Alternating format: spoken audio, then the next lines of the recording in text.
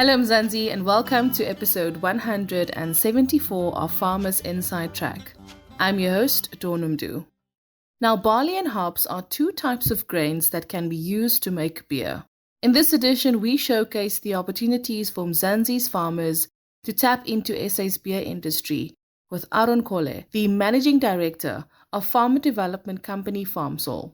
He talks about their farmer development program and why it's vital for young agriculturalists to continue to take up space in the sector. In agriculture, sometimes there's a lot of challenges, and we talk about those challenges, but clearly there's a lot of opportunities. When you look at what we do, and again it's in agriculture, speaks to the diversity and the opportunities in agriculture and farming. When you hear about beer, the first thing that comes to mind is drinking it, the consumption side of things. We often don't think about where does the beer come from. FarmSol is part of the SAB Thrive Fund. The SAB Thrive Fund is the enterprise and supply development that SAB put together back in 2016, basically to transform its supplier base.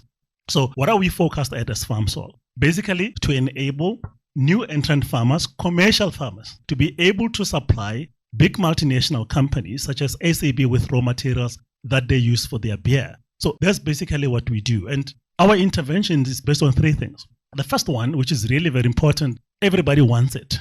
And there's finance and there's money. For us, yes, it is important, but it's the least important thing for us. But I can tell you that SAB so far has funded our program with close to about R1 billion of production loan funding. And that's 0% interest rate to fund farmers who've been producing raw materials that go into SAB supply chain.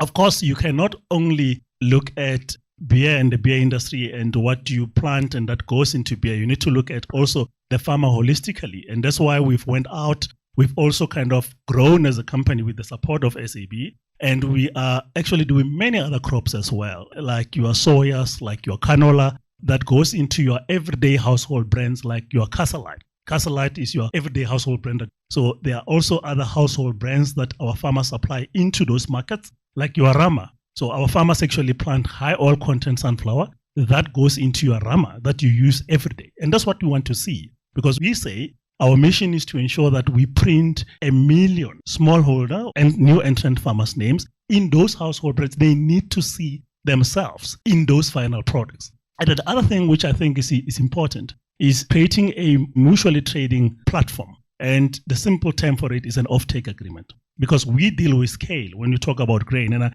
excited that for the first time, I think since in the morning now, we can really now talk about grain. And that's where our focus is. So we create a mutually beneficial platform where there is a secured market. So when a farmer goes and plant a crop, because that is already a big risk. You are taking 3 million rand and putting into the soil and say, well, I'll see what happens after 6 months. So you need to have a secured offtake market. And that is also the market that we've been able to secure for the farmers with SAB. So the farmers supplying that secured offtake market. And lastly, which I think is really very important, is the mentorship on farm support.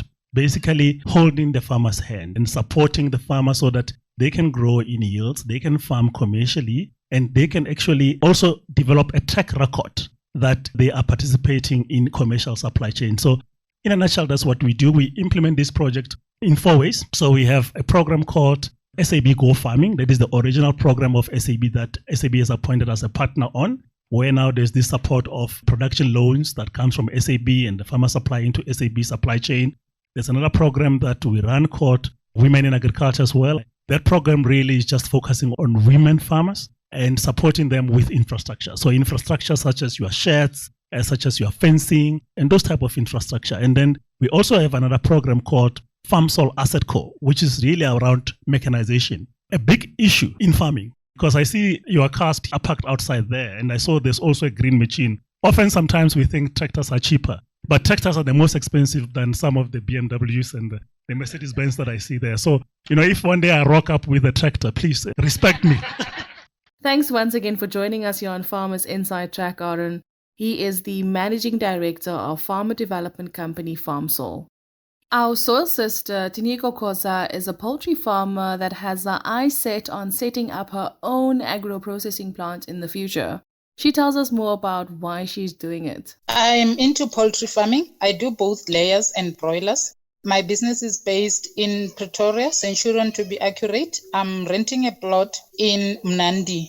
I'm also looking into getting a processing unit in 5 years' time.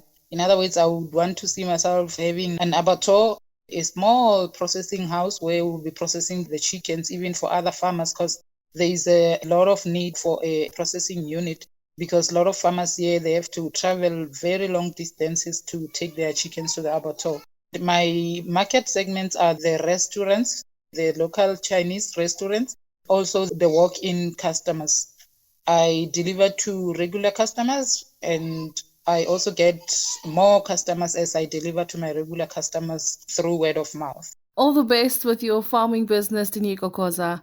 Thank you so much for joining us here on Farmers Inside Track. And you can, of course, read more about her farming business and journey in this dynamic space on www.foodformzansi.co.za. And that's a wrap from me, Dawn Numdu, our producer Megan van der Vent, and the rest of the Food from Mzansi team. Have an absolutely amazing week. Bye for now. Life in South Africa can be a lot. I mean, scroll through Twitter for a minute and tell me I'm wrong. Thank God for South Africans though, right?